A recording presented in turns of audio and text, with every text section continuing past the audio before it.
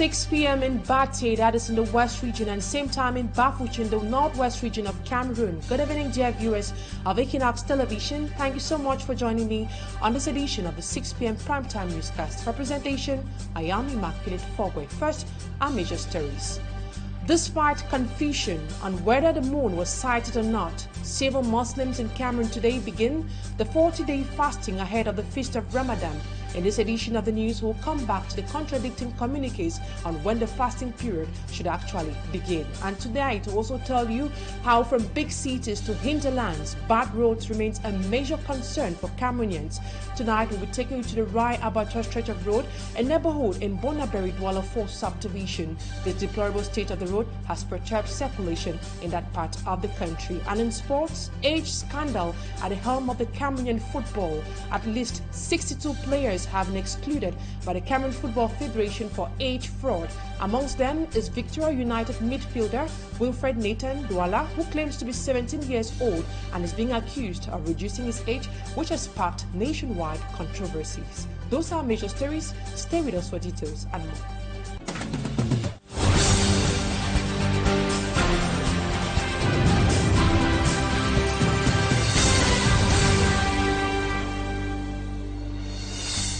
Thank you so much for choosing Equinoxe Television. You made the right choice. We'll begin with religion in this edition of the news. Muslim faithful in Cameroon begin the one-month Ramadan fasting this Tuesday. Our reporter will explain to us some of the reasons why some people are exempted from fasting within this 40 period. Our reporter Innocent Azed took particular interest on the health consequences of fasting, especially on children and the sick. He spoke to some Muslim faithful and a medical doctor, Etienne Fudger, and compiled this report for the 6 p.m. news. The one-month fasting involves all the Muslim faithful. Obligatoirement, tous les musulmans du Cameroun doivent commencer les jeûnes. Avant de dormir, during fasting, you have to be conscious. You have to fast daily. You must not eat, drink, fornicate, and so on. You must pray and fast sincerely. Qui sont le plus important pour le Ramadan pour un musulman. Speaking to a medical doctor on the adverse effects a long fasting has, he says, that can affect stomach. For example, if you have increased acid in your stomach, you can have a gastritis. You don't have enough storage in your body, and you do other activity like doing excessive sport or other activity that you do, maybe you do daily activity. It can make a disequilibrium and may have some symptom, like for example, you can have a syncope because you just fall because maybe you lack of something. You can have maybe a very low sugar level. Dr. Etienne highlights a benefit of fasting. It's good to fast because it's low calorie diet that you encourage. Fasting is good, but a controlled fasting is better. During the one-month fasting, children and the sick are not exempted even when they are regarded weak and vulnerable to death. Thoughts of a Muslim faithful differs. Si c'est pas une maladie chronique comme ça, dès que tu commences à jeûner, tu auras la santé. It is the fasting that strengthens you. It cleanses and heals you from any illness. It has no death effect, rather spiritual healing. According to the Muslim religion, only those traveling, for instance, are allowed to eat but must resume fasting and compensate the number of days lost.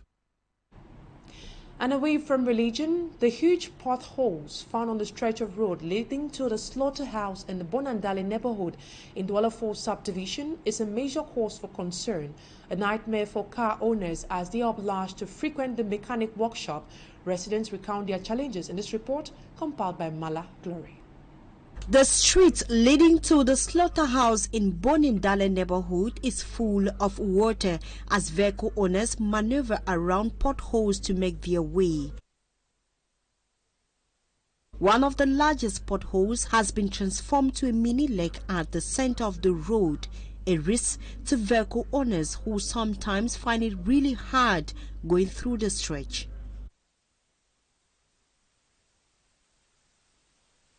Transporters supplying goods in this area recount their ordeal.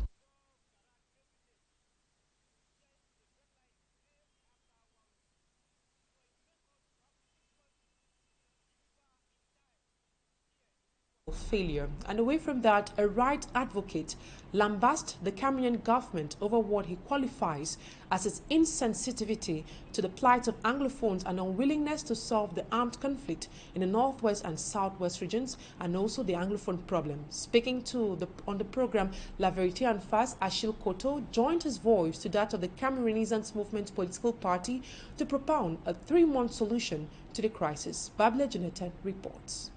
Ça fait mal au cœur de voir que des enfants ne sont pas à l'école depuis des années. Ce n'est pas normal. Human Rights Movement Party Achille Koto laments over killing, abduction, kidnapping, destruction, children deprived of education in the northwest and southwest regions of Cameroon. Le pouvoir a commis des erreurs en ce qui concerne cette malheureuse guerre.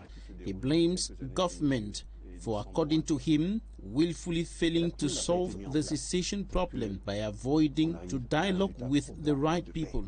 Et ça a été fait, à mon avis, volontairement. A problem he believes can be solved in 3 months by his party, the Cameroon Renaissance Movement. Le MRC s'est donné 3 mois pour résoudre ce problème de la crise anglophone. According to the CRM Crisis Resolution Plan, il suffit de s'adresser aux vrais intervenants. The first step is to bring the cessation leaders to a dialogue table.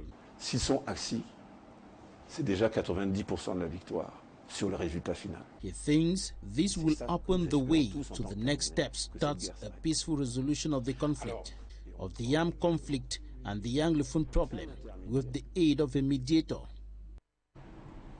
And now we talk health. Medical practitioners are calling on the population to develop the culture of donating blood in hospitals so they can save lives, especially that of patients in hemodialysis centers across Cameroon who frequently experience blood shortage as a result of kidney failure disease. The call was made during a campaign in prelude of the World Kidney Day. AC Lucy Lengu tells us more. Health experts of the nephrology department at the General Hospital Douala revealed that the number of patients suffering from chronic kidney failure has increased. As a result of this, there is a dire need for more blood banks. The need is high. Let's take only our center. We have like an average of 300 patients on chronic hemodialysis. If we go from the fact that each patient may need 1 pint of blood per month, it's a minimum of 300 pints of blood. For a blood bank, it's much, but that's why we have to do such initiative all the time. Professor Marie Halle says nephropathy or kidney failure is associated with a number of complications, particularly anemia. Anemia is one of the major complications of chronic kidney disease. Most patients at an advanced stage, they need blood. They need the correction of that anemia. And in our setting, blood transfusion remains the main modality of correction, even though we have other drugs like erythropoietin, but it's expensive. The disease is caused by several factors. The major cause of chronic kidney disease in our setting are infections. Infection, going from viral infection, chronic bacterial infection, and even parasitic infection, followed by hypertension, diabetes mellitus. We have also drugs, many drugs from native treatment and any other nephrotoxic drugs, herbal medicine. During a campaign launched prelude to the World Kidney Day coming up on the 14th of March at the General Hospital in Douala, health experts call on the population to donate blood as it is a life-saving procedure. Nous lançons d'ailleurs un cri d'alarme pour dire que vraiment nous avons besoin du sang. Nous avons besoin des donneurs, surtout les donneurs bénévoles. The campaign is expected to reach out to the over 2 million patients in hemodialysis centers who are in need of blood. And in the upcoming report, we'll show to you 2 vibrant young girls. Both of them are internally displaced persons from the Northwest region who are involved in the car washing business for over a year in Bonaberi Douala 4 subdivision. AC Lucy Liengu met with them and compiled this report for the news. Let's discover. Jessica and her sister, both internally displaced persons as a result of the war in the Northwest region, have braved the odds by engaging themselves into a full-service car wash. They have been into this activity for over a year. Their determination and courage is mind-blowing, according to their adoptee mother. Jessica and Beva, as early as 7 a.m., leave the house for work. Once at the office, the ladies put on their work attires. Tirelessly, Jessica uses a vacuum cleaner to remove the dust and particles from the vehicle.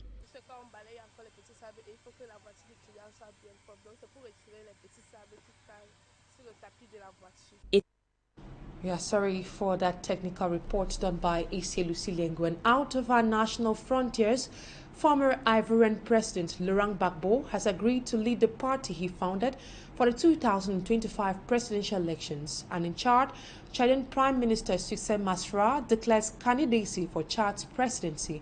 A roundup of these stories with our reporter, Cedric Chakudio.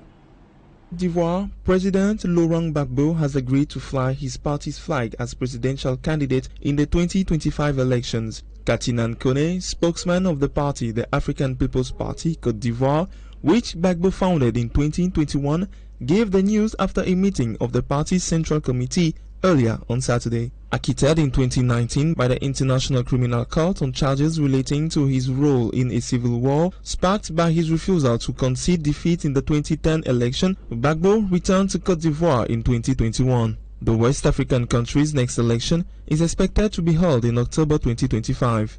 Elsewhere in Senegal, presidential candidates in Senegal kicked off their election campaigns earlier on Saturday, following weeks of violent protests across the African country after the vote was delayed. The 19 approved candidates vying for the top job now have a shorter period to rally supporters ahead of the March 24th election, expected to be the most tightly contested race since Senegal gained independence more than 6 decades ago. Diomaye Faye, a candidate to presidential elections, has been behind bars for nearly a year but is due to be released in time for elections after the president passed a decree to exonerate political prisoners.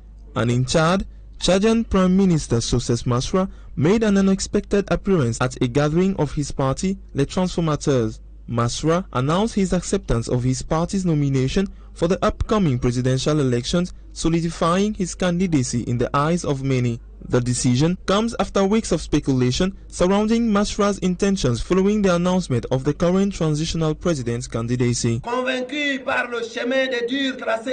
Nourished by your patriotic spirit, convinced by the tough path we've walked through, determined to elevate the country to new heights, we're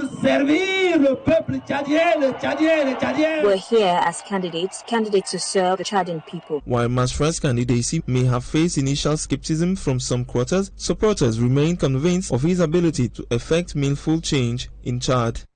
And now we talk sports. Age scandal at the helm of Cameroon's football. At least 62 players will now be taking part in the playoffs to determine the champions of the League One League this football season. According to a media release from Fecafoot, the players were having double identities.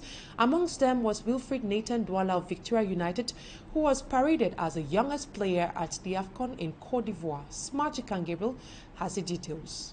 Took everyone by surprise after Cameroon Football Federation Fecafoot disqualified Wilfried Nathan Douala, the youngest player they took to the Africa Cup of Nations, for telling lies about his age. The suspension by Fecafoot will have long-lasting effects on Wilfried Nathan Douala's football career. It's going to hit hard on his career because having a double identity makes you almost ineligible to play for European sites, and I just remember that recently we had some scouts from Europe coming to watch him play, and we got some rumors of him being eligible to play for some clubs in Europe, but I think this issue has come to grind him and put him back to zero, because even the playoffs, he won't be playing the playoffs, so finally he might possibly end up lost. With the publication of the 62 names of players by Fecafoot, what does the text say? Many of them will be suspended. I don't know how they are going to go about their age, getting back their original age and getting a new license again. Wilfried Nathan Douala will miss the playoffs up that Victoria United sealed thanks to a decision from the Homologation and Disciplinary Committee of Fecafoot sanctioning Young Sports Academy of Bamenda. But can Young Sports Academy fight back against Opopo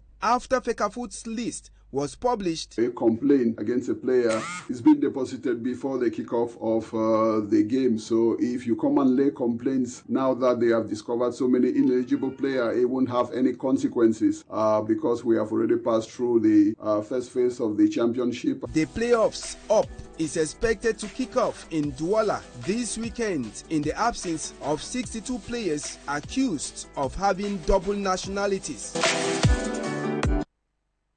And we stay in sports as Cameroonian athletes are taking part in the 13th African Games and they are yet to impress Cameroonians with their performance in the ongoing competition.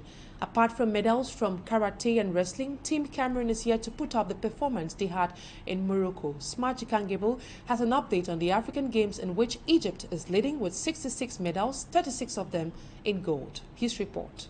It was great satisfaction for Team Cameroon's athlete at the 13th edition of the African Games in Accra, Ghana. At the time of this report, Team Cameroon counts 4 medals, 3 bronze and 1 silver. The silver was won by Ngiri Blandine in the 68 kilogram wrestling category. I am very happy, even though at the same time I'm sad. But I thank God for this opportunity because I've seen where I need to work on. I've seen where I need to concentrate on. And like I said before, the girl I was fighting is an Olympic champion. So that fear was already there. But when I mount up the podium and I was fighting with her, I discovered that I could do something. But I can say, unfortunately for me, it was almost late. So when I realized myself the time too, and she already cut me short. But I'm happy. I thank God for the experience, really. While 2 of the 3 bronze medals were harvested in the 50 and 35 kilograms wrestling categories, respectively. I'm feeling so good and so proud of what I did.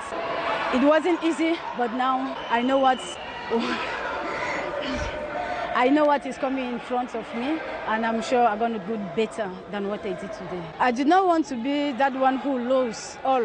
I had a lot of matches today, and I did not want to go back without something on me because I came for that and I must go back with something on my neck. So excited. When I fought the silver medal and I lost, I was so downcast. I felt so bad. But now that I have the bronze medal, at least I can have something to show to my country. I'm so happy. I was just the resistance and the ability to go behind the opponent. I'm so happy I was able to attack her legs very well.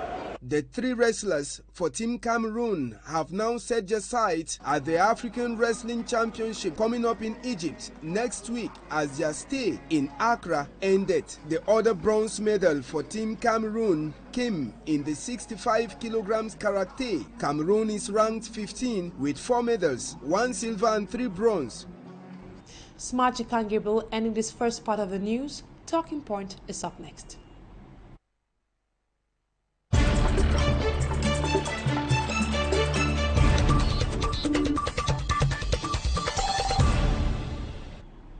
Tonight on Talking Point, I'll be having as guest Sheikh Faisal Muni. He's a national president of ASOVIC, and we'll be discussing about the 2 contracting communiques as far as when is fasting expected to begin in Cameroon, and also what are some of the benefits of fasting during this Ramadan period. Good evening, Sheikh Faisal Muni. Thank you so much for being part of Talking Point tonight. Good evening. Ladies and gentlemen, we are very happy to be here in Equinoxe television to first of all greet all the Muslim community for the new month of Ramadan, and let's say we will talk together and we'll be happy to explain some different things that you need, inshallah.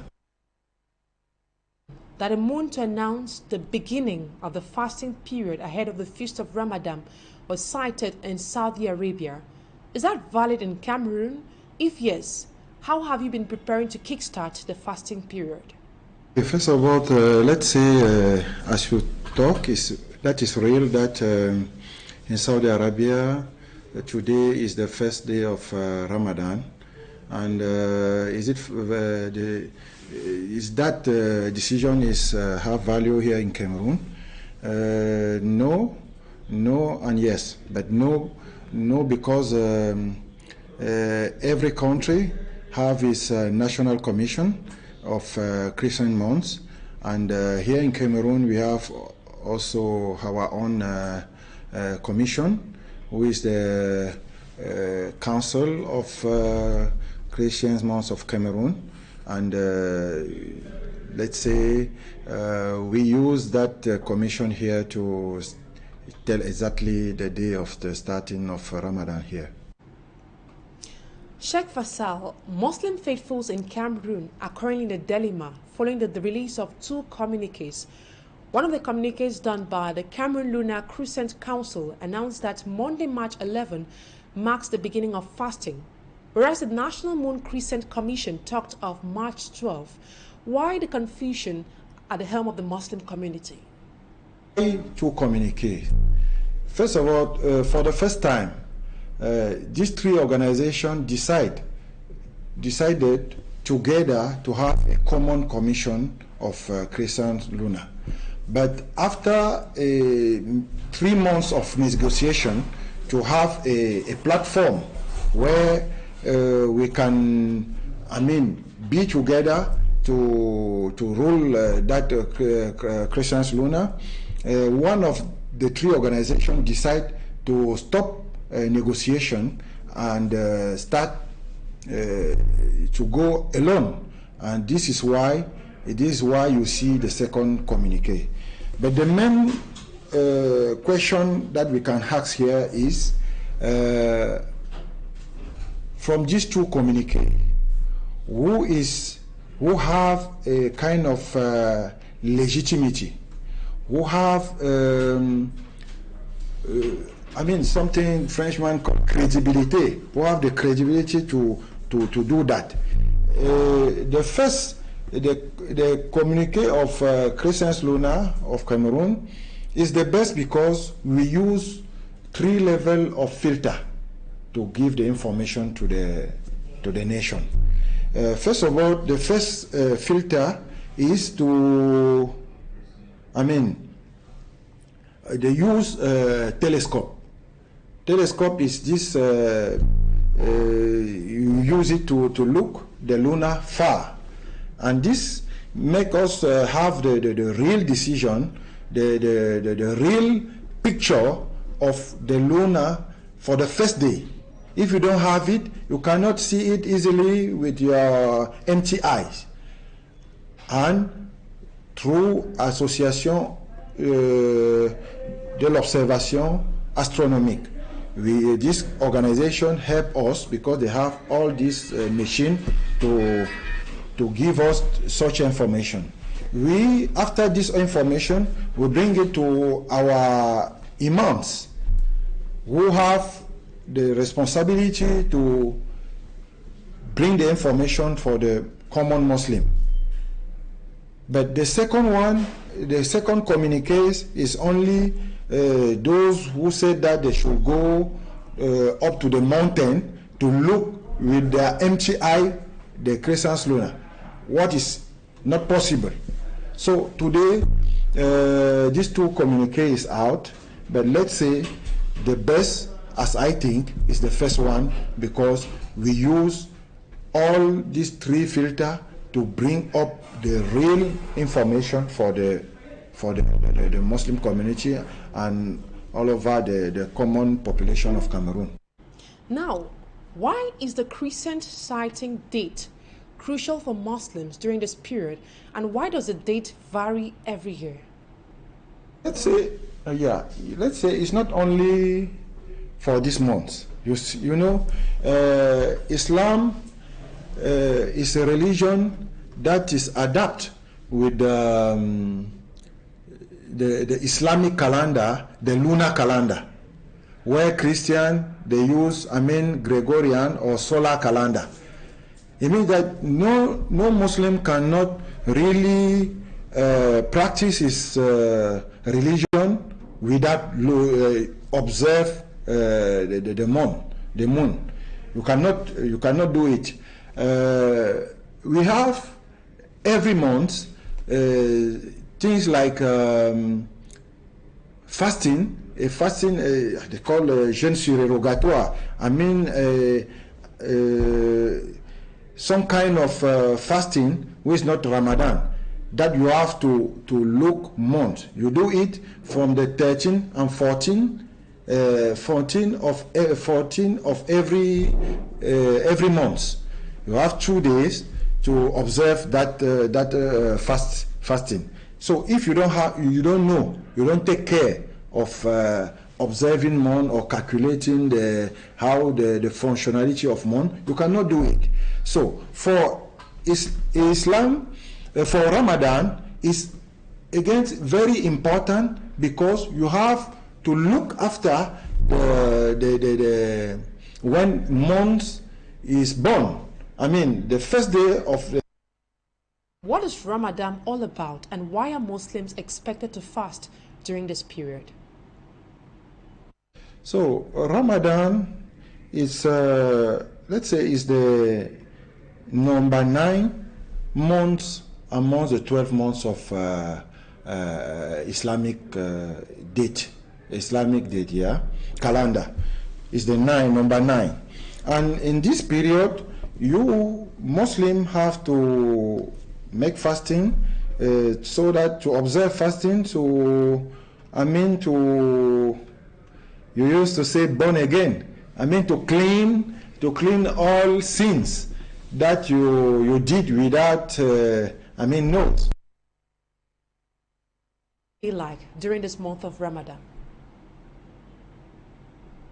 At 4 o'clock like this, we wake up to take a kind of